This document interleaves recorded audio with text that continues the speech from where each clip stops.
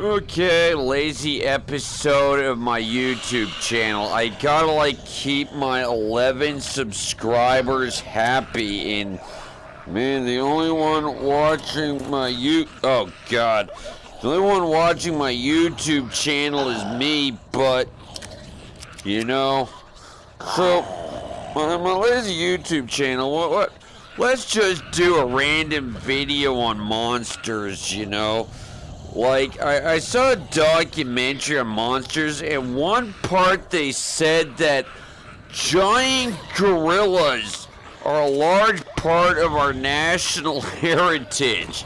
I mean, I like King Kong too, man, but I think it's a bit of an overstatement to say that giant gorillas are a part of our national heritage. They're not even 1% of our national heritage, let alone a big part of it, That's the thing about monsters. Sometimes you're hunting monsters, but other times, monsters are hunting you.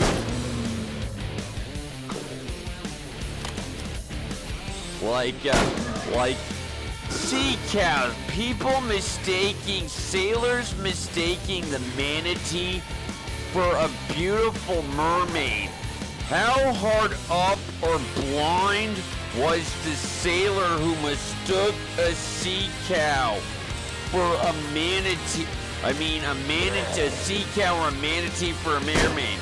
Holy shit, Jim. I know we've been at sea for 11 months now, but why the hell do you think that sea cow is so beautiful you tried to jump off the ship and mate with it?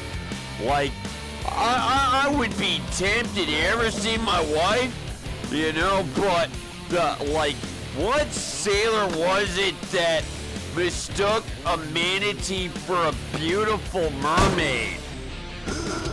Those pirate sons of bitches, that just makes all sailors look bad.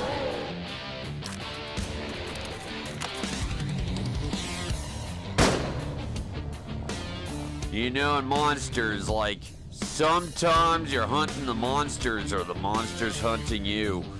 And I knew a monster once. I had this neighbor called Phil as a kid, and we liked to fuck with Phil, we call him three-headed Phil, and that's how we fucked with him. Phil only had two heads, but, his first head would get the joke. The second head wouldn't get it because Phil's second head was kind of on the stupid side. Monsters are great. Hey, Ghoul, don't eat that guy. Do you see the ascot he's wearing?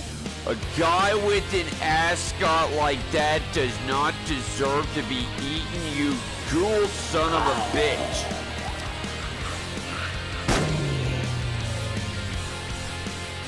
Monsters, that is the thing about the show, The X-Files. This is personal, embarrassing stuff. Every guy has that fantasy.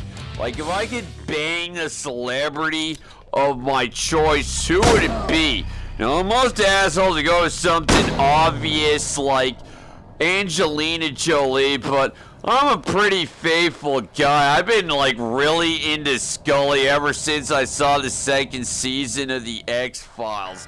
But that show is hilarious. And I know Scully was written to be the skeptic, but damn it, after the fifth time, she's abducted by aliens, I think she might start to consider that weird stuff is happening sometimes, Canada's got that too. The RCMP's got an X-File of their own, where they investigate the weird and unnatural things that happen in Canada, in Toronto, cats were disappearing, and, they at first thought it was coyotes, natural, but then the X-File version, the X-File version, the RCMP version of the X-Files that Mulder and Scully gets involved in.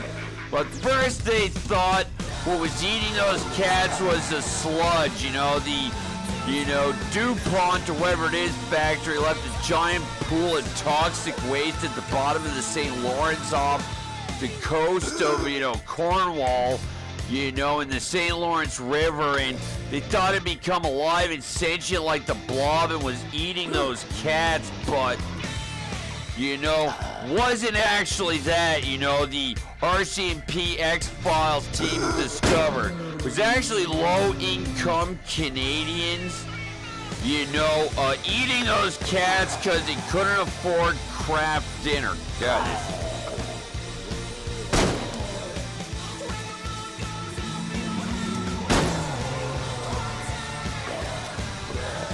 God.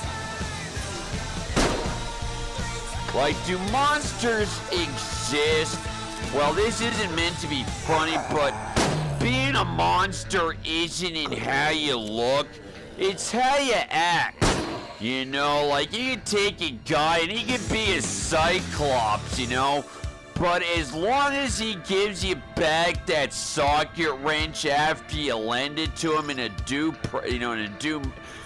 and prompt manner, well, that Cyclops is not a monster in my opinion. As long as he returns that socket wrench. If he doesn't return the socket wrench, very promptly, then that Cyclops son of a bitch is a monster in my book who deserves to be burned alive at the stake. Apparently, you can tell that, well, I'm a man who really appreciates his socket wrench being returned in a due and prompt manner. Like, that's why I love Jaws as a kid, like the Brody family. Jesus, Brody family, your dance of death with the entire great white species of sharks would come to an end if you only moved to Montana. You moved to Montana, the great white sharks will not be able to get you, Brody family. Unless it's the psychic shark from Jaws 4. That shark was psychic and he might have been able to figure out how to get to Montana. The great white shark from Jaws 4 was the cleverest of all the sharks in that series.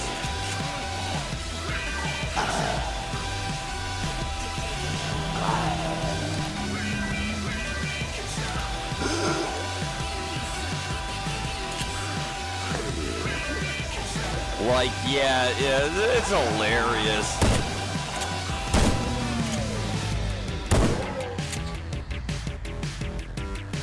Like, do monsters exist?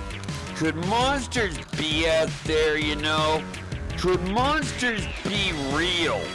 Well, probably not, or we'd have evidence, There'd be evidence of monsters amongst us. Okay, this is on a different subject, but horror writers, they're not really horror writers, it's just how they pay the bills. They're actually paranormal investigators, and their books are about their investigations. Like, all joking aside, there's some stuff the liberal media never has the balls to tell to the public. Apparently there is a very tragic form of slavery going on. Drowned sailors are harvested from sunken ships by the fishermen of Innsmouth, sold to that, fish god bastard Dagon. Then Dagon sells the drowned sailors to blind psychic toads on the dark side of the moon, who then sells the sailors to the fish gods of Neptune. I wish CNN would get off its keister and tell the public about things they need to know about. Like, talking about horror writers, okay, as a kid,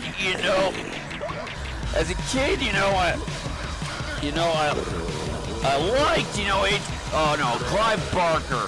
Oh, sure, there's a lot of homoeroticism in his stuff, but, well, that's what you get when you get a horror novel written by a gay man, but, Now let's finish with if I can talk to Clive Barker and say, listen, I know as an aspiring writer, every time one of the writers get an idea for a grand epic, sometimes more than one novel, you write the first piece, you're like, God, this really pops, I'm going to commit myself to this.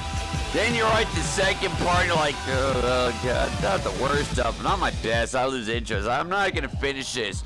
Clive Barker, for the love of God, man, when you finish the third book in the Books of the Art series, I need answers. I need to know what happened to the, Telsa Bumbeck once she got the art in. Oh, damn you for killing Howie. Oh, God, in the second book, I was devastated when his marriage was on the rocks with Joe Beth. And Clive Barker, write that third book. I need answers. Okay, I'm out.